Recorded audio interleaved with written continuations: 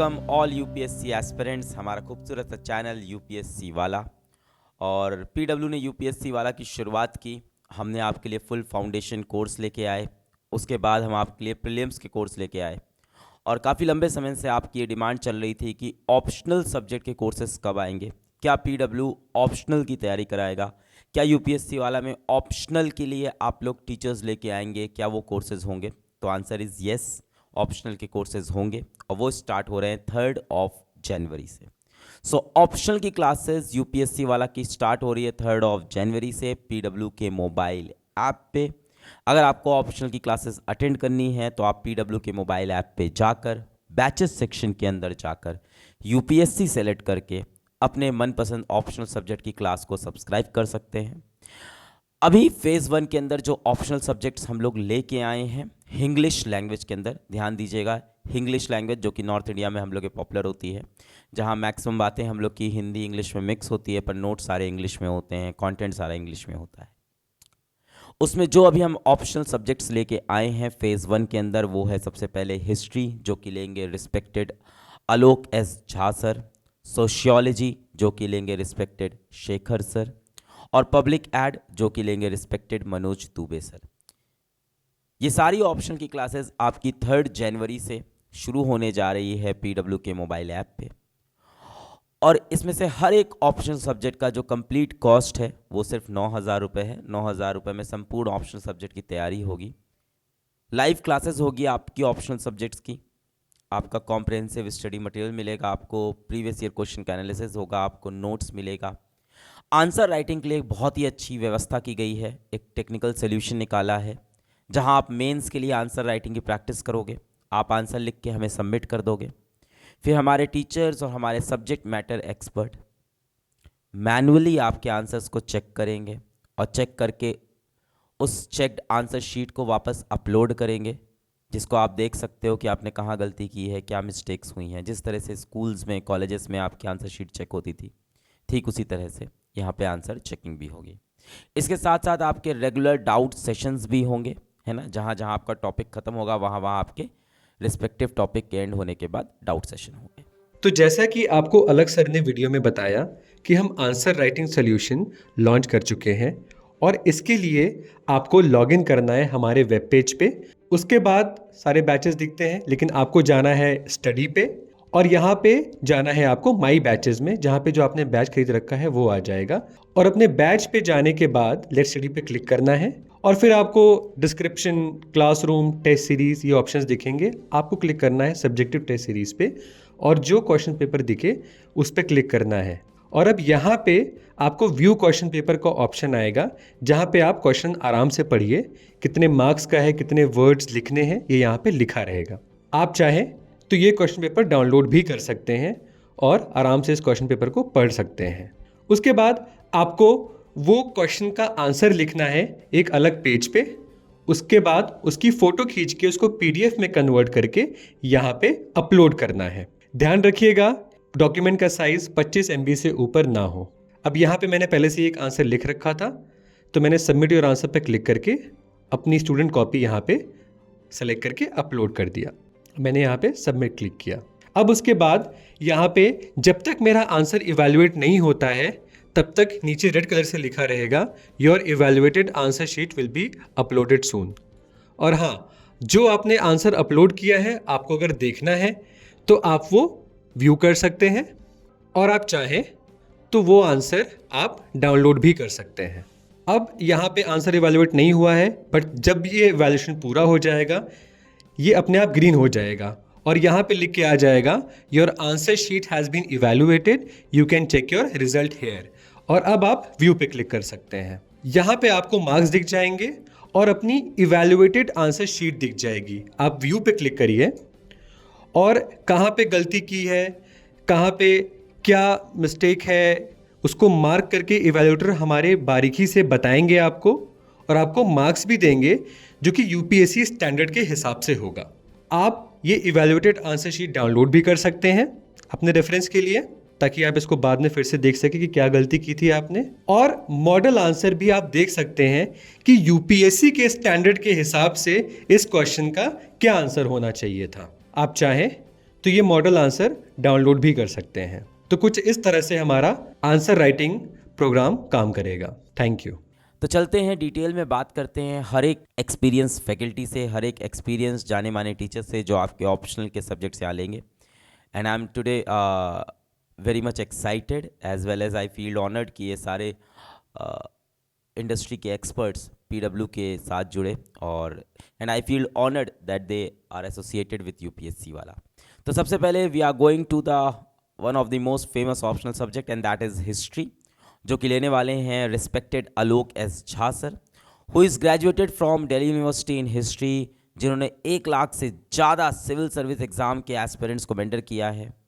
14 साल से ज़्यादा टीचिंग का एक्सपीरियंस है यूपीएससी एस्पिरेंट्स को, जो कि एक ऑथर भी हैं ओक ब्रिज प्रेस के साथ। तो बात करते हैं हिस्ट्री सब्जेक्ट के बारे में आलोक एस झा सर से। Thank you, Alak. And I'm really honored. History civil services examination के लिए now it is emerging as a very important subject. Reason is you need history for preliminary examination and you need history for your main examination. Even if your optional is not history, you are preparing ancient India, you are preparing medieval India, you are preparing modern India, and you are also preparing world history. Actually, before 2013, there was no world history in the syllabus, there was no post-independence in the syllabus, but after 2013, they have added world history also. So if you are not taking history as an optional, still you have to prepare world history, you have to prepare post-independence. So if you are preparing history optional, actually 20% of the preliminary syllabus is prepared, and more than 14-15% syllabus of main examination is also prepared, and of course it is going to help you in essay. So history after 2013 is emerging as a very important subject, very relevant subject. तो history के साथ अच्छी बात यह है कि अगर आप साइंस के भी स्टूडेंट हैं, अगर आप कॉमर्स के भी स्टूडेंट हैं, तो भी आपको जनरल स्टडीज़ के लिए उसे पढ़ना ही है। थोड़ी सी और ज़्यादा मेहनत करें तो ऑप्शनल के रूप में आप इसे लेकर अपना समय बचा सकते हैं। तो हिस्ट्री एक अच्छा सब्जेक्ट, एक अच्छा ऑप्शनल के रूप में अब और ज़्यादा इम्पॉर्टेंट हो गया है, खासकर नए सिलेबस के आने से। एक तो ये बात जो मैं कहना चाहता था यहाँ। दूसरी बात कि हिस्ट्री में एक एरिया है जो मैप बेस्ड होता है। आपको 20 साइट्स मैप पे दिए हुए रहते हैं, उस पर मार्क किया हुआ रहता है 1 2 3 4। आपको क्या करना रहता है? आपको पहचानना रहता है उसको, और फिर उसके बारे में लिखना रहता है 20-30 वर्ड्स में। और अगर आपने वो सब पहचान लिया और लिख लिया तो उस पर 90% मार्क्स आ सकते हैं। तो केवल एक ऐसा क्वेश्चन है हिस्ट्री ऑप्शनल का जो आपके मार्क्स को बहुत ऊपर लेके जा सकता है। तो लोगों की ये धारणा है कि हिस्ट्री अच्छा तो है, सिंपल तो है, जीएस में काम तो आएगा, मार्क्स शायद नहीं आए। लेकिन मैं आपको एक इंडिकेट कर रहा था, उसमें एक ऐसा क्वेश्चन है जो आपके मार्क्स को एकदम आगे लेके जा सकता है। तो अब वो भी समस्या नहीं है। और तीसरी बात, पहले लोग कहते थे कि हिस्ट्री से आप टॉप नहीं कर सकते, लेकिन लास्ट ईयर जो टॉपर थी वो हिस्ट्री से। सो हिस्ट्री से आप टॉप भी कर सकते हैं। डिफरेंट पीसीएस एग्जाम से भी आप हिस्ट्री से टॉप कर सकते हैं, तो आप हिस्ट्री से टॉप भी कर सकते हैं। तो ये सारे एडवांटेज हैं हिस्ट्री ऑप्शनल के। तो we must think over it and we must take history now, particularly in a different scenario after 2013. Next is how we are going to take up here. We will try to finish entire, you can say, syllabus.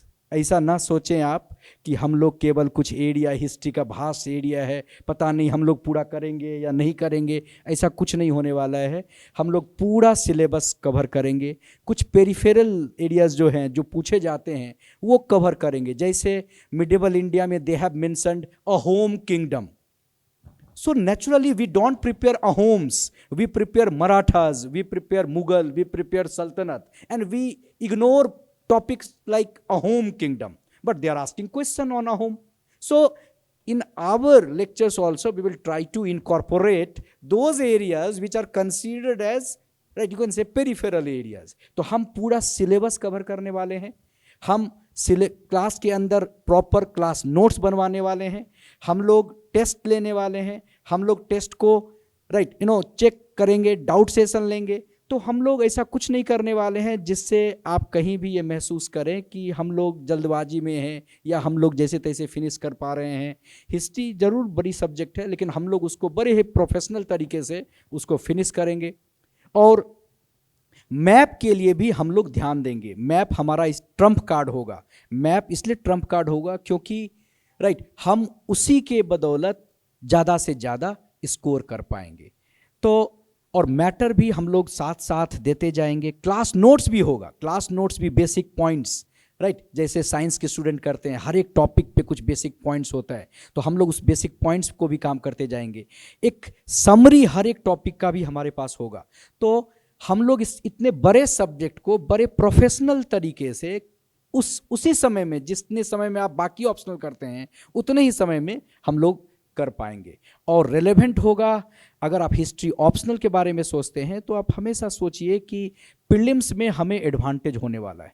Even main examination में बहुत सारा समय आपका बचने वाला है, क्योंकि आप बहुत सारे एरियाज को ऑलरेडी प्रिपेयर कर चुके होंगे, क्योंकि आपका ऑप्शनल हिस्ट्री है. और बाकी एरियाज में भी, एसे राइटिंग में भी, इंटरव्यूज़ में भी, करंट अफेयर्स को डील करते हुए भी हिस्ट्री हमेशा आपको हेल्प करता है. तो I believe that in the new scenario it is going to be very important, very relevant subject, and we will do our best to make it more simple. We will make it more relevant, and of course you can get very good marks with history optional. Thank you so much sir for throwing light on history as an optional subject. Next जो subject हम लोग का optional में है that is sociology. और sociology लेंगे जाने माने एक्सपर्ट इंडस्ट्री के रिस्पेक्टेड शेखर सर, जो कि बीटेक हैं कंप्यूटर साइंस के अंदर, जिन्होंने 50,000 से ज़्यादा एस्पिरेंट्स को ट्रेन किया है सिविल सर्विस एग्ज़ाम के लिए. 6 साल से ज़्यादा हो गए हैं उनको इस इंडस्ट्री के अंदर. तो सोशियोलॉजी के बारे में बात करेंगे Shekhar sir. First of all, Alak sir, thank you for this opportunity.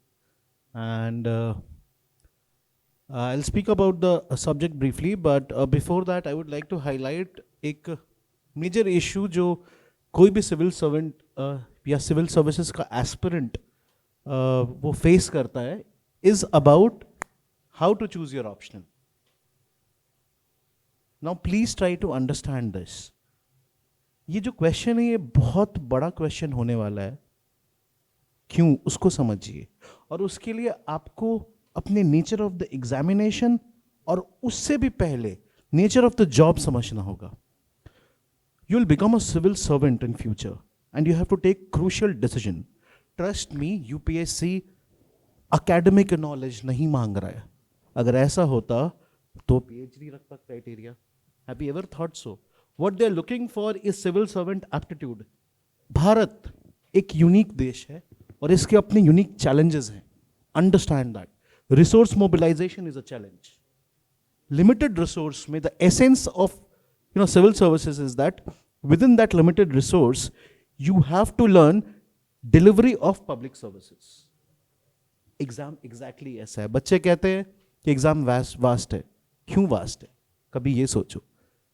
UPSC को भी पता है. आप 2 अटेम्प्ट दीजिए या 6 अटेम्प्ट दीजिए, हमेशा आपको सिलेबस में लगेगा कि कुछ और मेहनत हो जाती.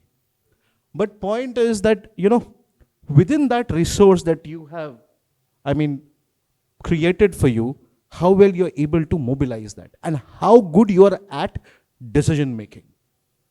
And therefore वो जो एक सिविल सर्वेंट का, एक IAS ऑफिसर का, कल को आप कलेक्टर बनोगे, उसकी जो decision making ability and aptitude की टेस्ट शुरू होती है, that starts from choice of optional.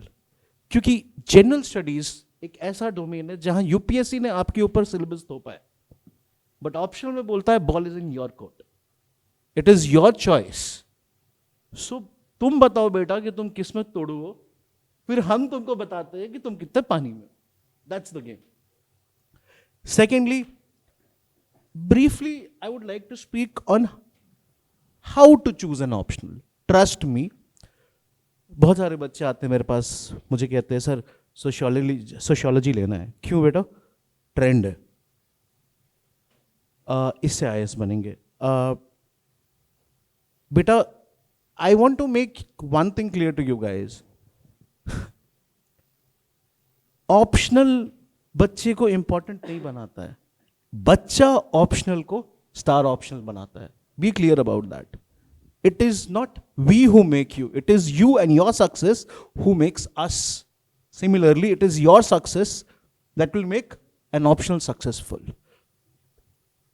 500 marks एक सब्जेक्ट का वेटेज इतना है. जनरल स्टडीज में 1000 मार्क्स के लिए आप बहुत सारे सब्जेक्ट्स पढ़ते हो, लेकिन एक सब्जेक्ट पढ़ोगे ऑप्शनल और 500 मार्क्स, उसका वेटेज बहुत हाई है.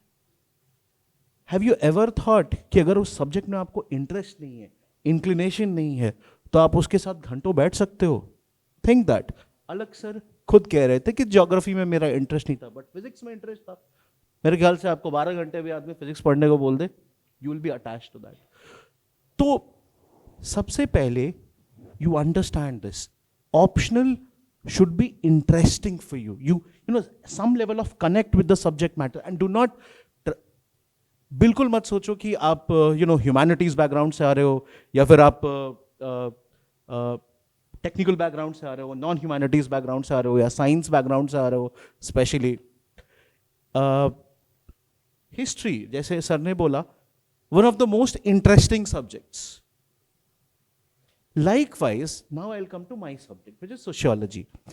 Sociology बेटा एक बहुत ही इंटरेस्टिंग सब्जेक्ट है, and reason being because हम समाज में जैसे हमारा जन्म होता है, we are part of society. हम समाज से जुड़ जाते हैं. आपकी एक फैमिली आती है और आपको अपने अंदर ले लेती है. फैमिली समाज का एक बहुत ही इंपॉर्टेंट इंस्टीट्यूशन है. वो आपको सिखाती है कि आपको आदाब करना है, या आपको तिलक लगा के पैर छूना है आपके बुजुर्गों का. ये जो प्रोसेस है जिसके थ्रू आपका कल्चरल ट्रांसफॉर्मेशन होता है, उसको कहते हैं सोशलाइजेशन. अभी आप और मैं जो ये फिजिक्स वाला, सॉरी यूपीएससी वाला के प्लेटफॉर्म पे इंटरेक्शन कर रहे हैं, ये हमारा सोशलाइजेशन हो रहा है. तो बचपन से we have been part of this process of socialisation, and we have been part of various important social institutions. Therefore, you've always observed what marriage is. You've always observed what caste is. You have been part of it. You've observed what is politics in society. You've observed what is religion in society. You've heard what is a tribe.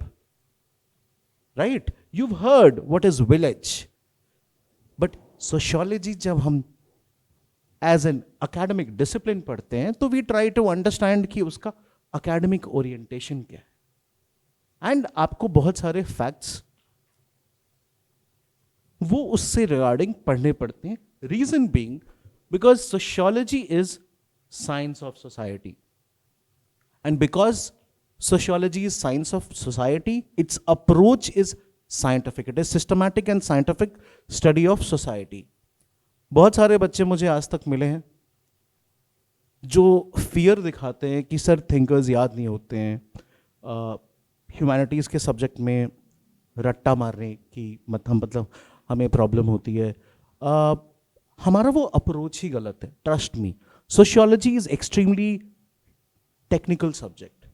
It is conceptual subject, and you should focus over understanding the concepts, and once the basics of the subjects are clear, you will be able to apply it. Sociology is similar to physics. इसीलिए Saint Simon ने इसके लिए जो शब्द सोचा था, that was social physics. Difference is that physics studies the laws governing physical phenomena, whereas sociology studies social phenomena. Approach scientific है. Yes, social sciences के कुछ लिमिटेशंस हैं. They are not as precise and accurate as physical sciences, because physical sciences में आप controlled laboratory experiment and cumulative research वाली study कर सकते हो. But social science deals with human interaction, and human being is subject to subjectivity. अगर आप मुझे आज थप्पड़ मारोगे, मे बी मैं मुस्कुरा दूँ. अगर आप मुझे कल थप्पड़ मारोगे, मे बी मैं आप पे चिल्ला दूँ. डिफरेंट टाइम एंड स्पेस पे हमारा जो बिहेवियर, नेचर, रिएक्शन वो डिफरेंट होता है। आप पानी को उबालोगे, हर बार जब वो 100 डिग्री सेल्सियस पे जाएगा तो वो उसका बॉइलिंग पॉइंट है, because matter is senseless but human beings have sense, and that is why social science emerged. तो yes, it is not as accurate and precise as physical science, but इसका approach बिल्कुल physical science की तरह conceptual होता है। Sociology is a subject which is called as nomothetic subject, मतलब something which deals with generalization. Now please try to understand, जब Newton ने पहली बार एप्पल को गिरता हुआ देखा होगा, तो डू यू एवर थिंक उसके दिमाग में G is equal to m1 into m2 by r square दिमाग में आया होगा? नहीं. He would have made a generalization, apple falls down to earth. After some time, he would have made generalization, all the fruits fall down to earth. फिर और check किया होगा, और टेस्ट किया होगा, और क्यूमुलेटिव स्टडी किया होगा. He would have found कि everything falls down to earth. And फिर कहीं जाके क्यूमुलेटिव रिसर्च से मैथमेटिकल कैलकुलेशन लगा के ही would have arrived at gravitation का formula. Science is cumulative and science is self validating. Science अपने आप को चेक करता रहता है. सर आइजैक न्यूटन, उन्होंने बोला लाइट इज पार्टिकल. 2 सेंचुरी बाद आइंस्टाइन साहब आते हैं, बोलते हैं भाई साहब it has dual nature, it is particle as well as wave. Sociology exactly ऐसा है. सोशियोलॉजी में सोशल थिंकर्स समाज में ऑब्जर्वेशन करते हैं, सोसाइटी के ऑब्जर्वेशन करते हैं, और उसके बाद अपने सोशियोलॉजिकल स्टडी के बेसिस पे जनरलाइजेशन प्रोवाइड करते हैं. For example, a very popular social scientist which everyone, at least नाम तो हमने सुना ही होगा, कार्ल मार्क्स, नाम तो सुना होगा. कार्ल मार्क्स के हिसाब से उन्होंने जो 2 इंपॉर्टेंट क्लासेस जो कि हमारे सोसाइटी में देखे थे, वो बोले कि या तो एक बुर्जुआ क्लास है, मतलब कि कैपिटलिस्ट क्लास, या तो एक जो दूसरा इंपॉर्टेंट वर्ग है, क्लास है, वो है वर्किंग क्लास. कुछ दिन बाद आते हैं वेबर साहब, उनके जनरलाइजेशन को करेक्ट करते हैं. अब आप खुद सोचिए, बुर्जुआ कौन है, कैपिटलिस्ट कौन है? Who owns the means of production? Clear? और वर्कर उनके हिसाब से who works for that means of production in return of wages. कल को आप IAS ऑफिसर बन जाओगे, right? So you cannot be equated to a manual worker, isn't it? Why? Because on basis of your skills, जो कि एक administrator का skill आप में होगा, या तो हो सकता है आप एक इंजीनियर हो आज, तो वो इंजीनियरिंग में जो आप सीखे हैं वो स्किल है. डॉक्टर हो तो मेडिकल साइंस से आपको एक स्किल आप में इम्पार्ट हुआ है. तो on basis of that skill you have been able to mobilize your position in the market situation, right? तो एक IAS is not equal to that manual working class population. तो बोला कि मार्क्स भाई साहब, बुर्जुआ क्लास तो है, प्रॉपर्टी ओनिंग कैपिटलिस्ट क्लास, लेकिन उसके बाद सेकेंड लेयर जो है वो अनप्रॉपर्टी या property less white collar workers. फिर आपने देखा होगा हमारे घर के नीचे परचून दुकान वाले भैया होते हैं, अपने दुकान को ओन करते हैं. They have small business, they control their means of production, but that doesn't mean कि you can equate him to big industrialist. तो वो आए पिटी बुर्जुआ, और सबसे लास्ट में unskilled property less manual worker. तो Marx says 2 classes, Weber says 4 classes. तो exactly sociology में आप एक थिंकर उसकी थ्योरी को पढ़ोगे, ठीक है, फिर उससे कनेक्ट करके जब आपको दूसरे थिंकर और उसका क्रिटिसिज्म, मार्क्स को क्रिटिसाइज करते हुए वेबर को आप पढ़ोगे, तो subject becomes interesting and you have to understand. इसको रट्टा नहीं मारना है, आपको विजुअलाइज करना है. So live examples, real life examples to make you understand the concept is extremely important. And that is where I come to the 4th heading of this conversation with you, is why physics wala. Trust me, we are personally committed to a goal of accessibility. Have you ever thought, एक हमारे honourable prime minister ने 2016 में accessible India campaign launch किया था. उन्होंने बोला था कि एटलीस्ट पब्लिक बिल्डिंग्स को आप दिव्यांग लोगों के लिए एक्सेसिबल करो. एक्सेसिबिलिटी सबसे बड़ी इशू है, understand that. It is no other debate, it is just that we are committed to serve those sections who faced accessibility issue. And we are not going to compromise on your style of approach to comprehend the content. And that is our commitment from our end, and I'll take ownership of it. Because I, as a faculty, I don't feel that, I personally don't believe that anyone is subject expert, because sociology, या physics, society, या universe, it keeps expanding. तो कोई उसका expert नहीं हो सकता है. आज में भी आप लर्न कर रहे हो, कल new things will come. So you're always a student, and it is my guarantee to you, I assure you that I'll approach it as a student, and until I am in this with you, I am with you. So मैं आपके problems को समझूंगा, हम हमारे platform पे, that is the main thing. We'll approach this as a student, ताकि जो भी students के problems हैं, we try to handle that. And most importantly, UPSC में one shoe fit for all नहीं होता है. As I had shared with you that every human being is different, they are subjected to subjectivity. Therefore, आपके strengths and challenges different होंगे. Thus, it's my commitment to, be it customizing the examples or, doubt sessions में अगले different students को उनके, need के हिसाब से strategy बताना या book बताना, all of that is going to be our commitment. And whatever is needed in terms of, coverage of the syllabus, timely coverage of the syllabus, adding new dimensions or observation of the new studies that are being done in the paper, especially paper 2, that will be taken care. Apart from that, continuous and regularly structured answer writing, we'll be committed to that as well. हमारी team होगी that will look into it, and there'll be a holistic commitment कि इस learning experience को in itself interesting बनाया जाए. Because आपके साथ आपका faculty 5 या 6 महीने तक रहता है, लेकिन जब उस subject matter में आपको interest रहता है, and if you comprehended the basic concepts and the most core essential concepts of that subject, that knowledge and interest and commitment toward that subject with you remains for the lifetime. Because आपको अलग अलग लोग अलग अलग चीजें अलग अलग formulas बताएंगे, and all the means take to this common single end. Trust me, I will assure that I believe in 2 things. मैं हमेशा ये चाहूँगा कि as a student आपकी dependability हम पे ना बने. अगर बन गई, that means somewhere as a teacher I have failed. Because if you feed someone with fish for a night, you're just feeding him for a night or feeding her for a night.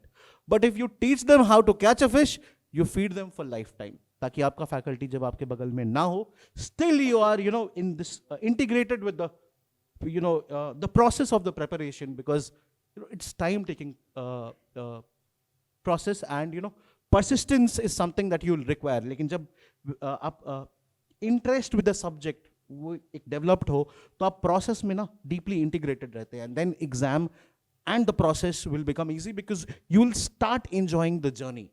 So, and you'll have different options. We just believe that I'll end with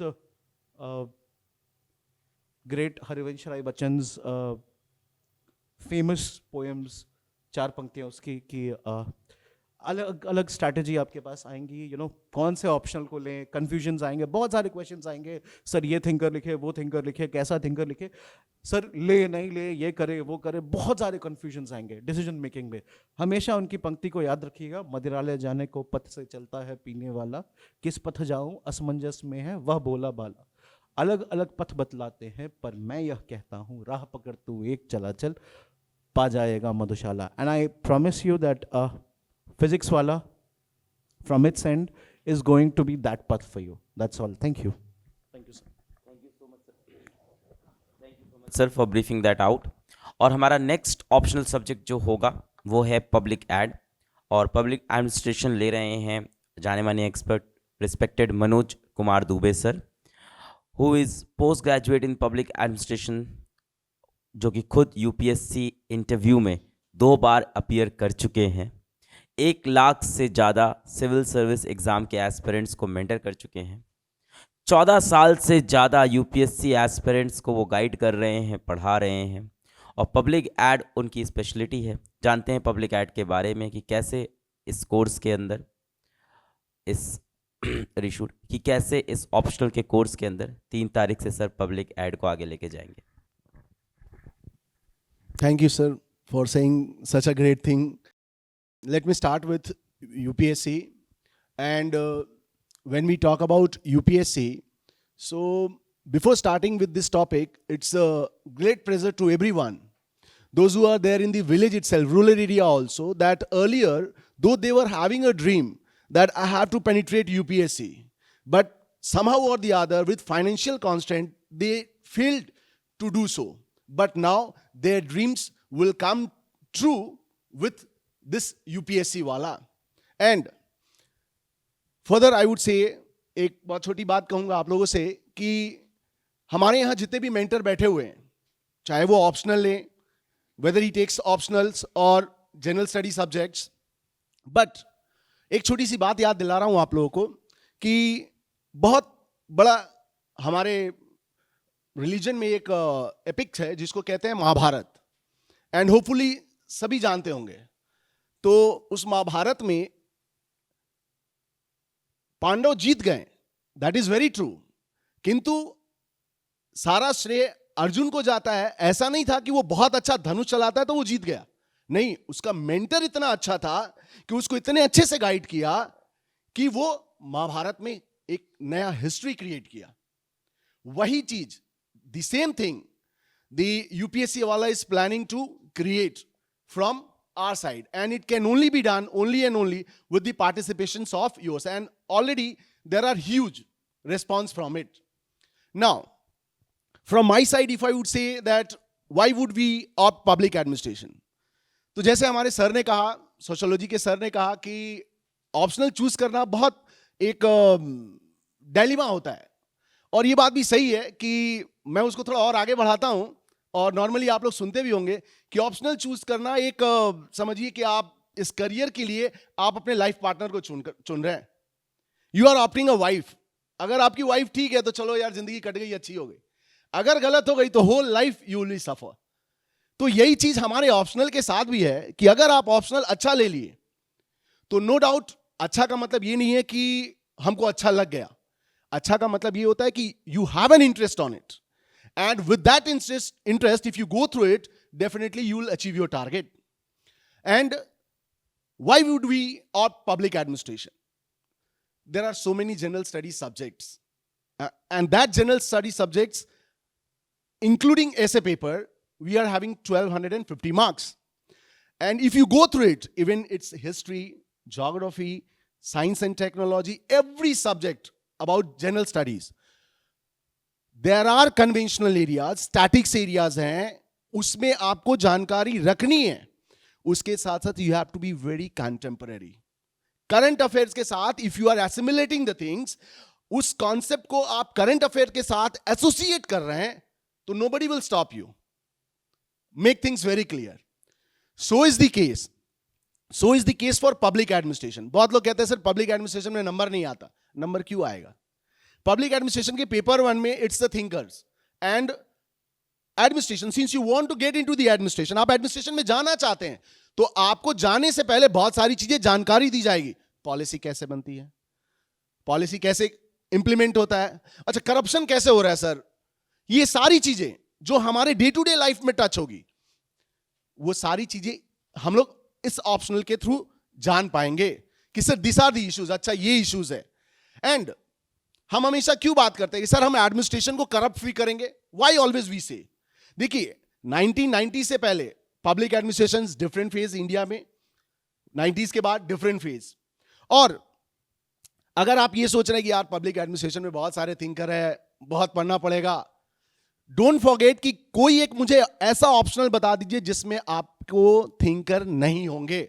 without thinker optional होगा ही नहीं, क्योंकि theory तभी developed होगी उसकी, और जब theory developed होगी तो उस थ्योरी में कितना प्रैक्टिकल आप हैं, that is very important. And public administration will teach you that the bureaucrats, the politicians, even from top to bottom and bottom to top, how much they are practical. हम लोग सुनते हैं कि prime minister ने ये policy बना दी, हमने सुनते हैं कि ये पॉलिसी लागू कर दिया गया, but we have to know the reason behind it. और चूंकि this subject is very dynamic, अगर आप इसको डे टू डे पेपर से रिलेट करेंगे तो मोस्ट प्रोबेबली जीएस के कोई ऐसा पोर्शन नहीं होगा जिससे आप इसको कोरिलेट नहीं कर पाएंगे. And once you know the technique, देखिए सारे ऑप्शनल सब टीचर बहुत अच्छा पढ़ाएंगे, बट हम क्यों ऑप्शनल में कम नंबर लाते हैं? Have you ever realized? We fail to practice question paper. आज हमारे सर भी है, इन्होंने एक रेवोल्यूशन ला दिया इस फील्ड में. तो इनको भी पता होगा कि इन्होंने क्वेश्चन सॉल्व किया है, तो इनको समझ में आया कि अच्छा ये थ्योरी ये था, इसका प्रैक्टिकल यहां होगा, इसका that is what is called analytical part. And all optional is very analytical. Static के साथ साथ you have to be very analytical. UPSC does not want to create, ऐसे व्यक्ति को वो नहीं क्रिएट करना चाहता है जो मशीन मॉडल हो. वो उस व्यक्ति को क्रिएट करना चाहता है दैट दे आर लीडर. जहां भी जाएंगे they will create something, because ultimately, indirectly, directly, you are implementing, bureaucrats are implementing the policy and they are making the policy also. और देखिए हम लोग हमेशा परेशान रहते, सारा एडमिनिस्ट्रेटर काम नहीं कर रहा है. क्यों नहीं कर रहा है? उसके पीछे रीजन देखें. उसको काम करने के लिए सरकार नया नया मॉडल लाई, गवर्नेंस, पब्लिक प्राइवेट पार्टनरशिप, नई नई चीजें लाएगी कि आप उसके साथ अटैच होकर अच्छे अच्छे काम करें. तो पब्लिक एडमिनिस्ट्रेशन में यह भी एक बहुत मिथ है कि सर सिलेबस बहुत छोटा है तो हम इसको कर लेंगे. Don't go with this. अगर सिलेबस छोटा है तो उसमें 500 नंबर के सिलेबस को हम 250 नहीं कर रहे हैं, वो 500 का ही है. चाहे कोई भी ऑप्शनल हो, हिस्ट्री हो, सोशियोलॉजी हो, पीएसआईआर हो, पब्लिक एडमिनिस्ट्रेशन हो या एनी लिटरेचर सब्जेक्ट हो, सबका वेटेज एक है. So better be very very very practical while opting optionals. और पब्लिक एडमिनिस्ट्रेशन में पेपर 2 में सर नंबर नहीं मिलता, बहुत अच्छा करते हैं. क्यों नंबर मिलेगा?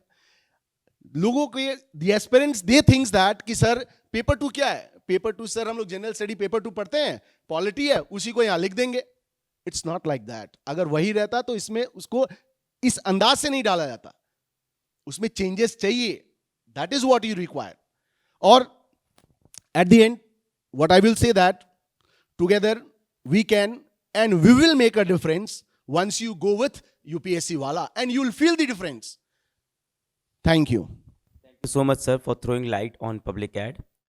और PW ने UPSC वाला वर्टिकल के अंदर UPSC के ऑप्शनल सब्जेक्ट्स लॉन्च कर दिए हैं. और इंग्लिश मीडियम के अंदर, इंग्लिश भाषा के अंदर जो ऑप्शनल सब्जेक्ट्स हम लोग ने अभी लॉन्च किए हैं वो हमारे हिस्ट्री, सोशियोलॉजी और पब्लिक एड हैं. 3 जनवरी से क्लासेस स्टार्ट हो रही हैं. और किसी भी ऑप्शनल सब्जेक्ट की जो कंप्लीट कॉस्ट है दैट इज़ 9,000 रुपीज़, जिसके अंदर आपकी लाइव क्लासेस होंगी, आपके रेगुलर डाउट सेशन होंगे, आपको नोट्स मिलेंगे और साथ ही साथ आपके सब्जेक्टिव आंसर राइटिंग और उन आंसर की मैनुअल चेकिंग होगी हमारे टीचर्स और सब्जेक्ट मैटर एक्सपर्ट के द्वारा, जैसा कि आपको स्क्रीन पर हमने दिखाया. Thank you everyone for coming here and sparing your time, and thank you everyone out there. Thank you.